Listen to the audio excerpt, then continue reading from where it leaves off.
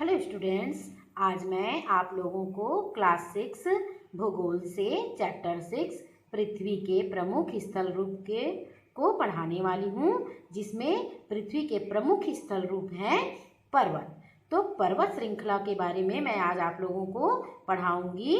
आओ उससे पहले हम इस चित्र को समझते हैं। देखिए, ये पर्वत श्रृंखला, पर्वत, ये पठार,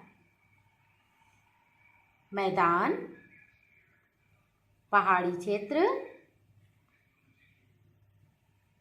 पर्वत से निकलने वाली नदियाँ, सहायक नदियाँ, नदी, झील, डेल्टा, नदी का मुहाना, ये देखिए, पितृका, स्थल संधि, तट, प्रायद्वीप, समुद्र, यहाँ पर देखिए जल संधि, द्वीप।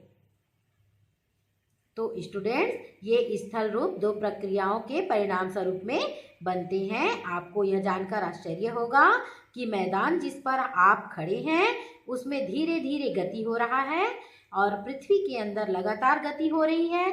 प्रथम या आंतरिक प्रक्रिया के कारण बहुत से स्थानों पर पृथ्वी की सतह कहीं ऊपर उठ जाती है तो कहीं धंस जाती है। स्टूडेंट्स, आओ हम जाने पर्वत किसे कहते हैं।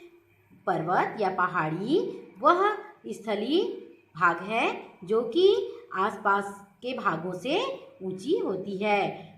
600 मीटर से अधिक ऊंचाई एवं खड़ी ढाल वाली पहाड़ी को पर्वत कहा जाता है। 6000 मीटर से भी ऊंचे पर्वत होते हैं।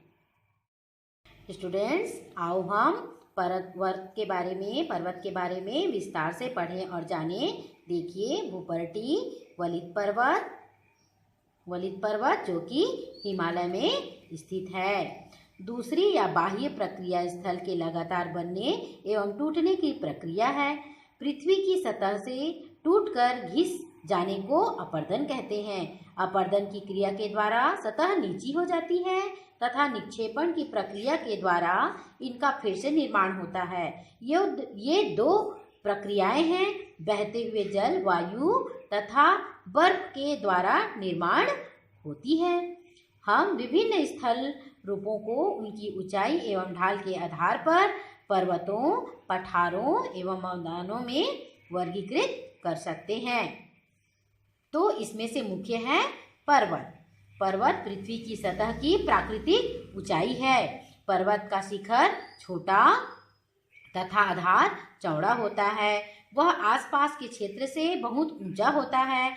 कुछ पहाड़ बादलों से भी ऊंचे होते हैं। जैसे जैसे आप ऊंचाई पर जाएंगे जलवायु ठंडी होती जाती है।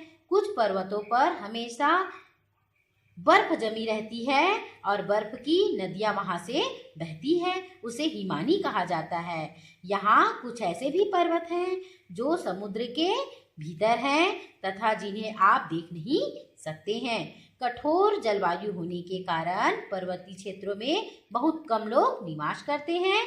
वहाँ का धरातल खड़ी ढाल वाला होता है तथा कृषि योग्य भूमि की कमी होती है। पर्वत एक रेखा के क्रम में भी व्यवस्थित हो सकते हैं, जिसे श्रृंखला कहा जाता है। पर्वत से तंत्र, बहुत से पर्वतीय तंत्र समानांतर श्रृंखलाओं के क्रम में होते हैं जो सैकड़ों किलोमीटर में फैले होते हैं। हिमालय, आल्प्स तथा एंडीज क्रमशः एशिया, यूरोप तथा दक्षिण अमेरिका की पर्वत श्रृंखलाएं हैं। पर्वतों की ऊंचाई एवं आकार में बहुत भिन्नता होती है।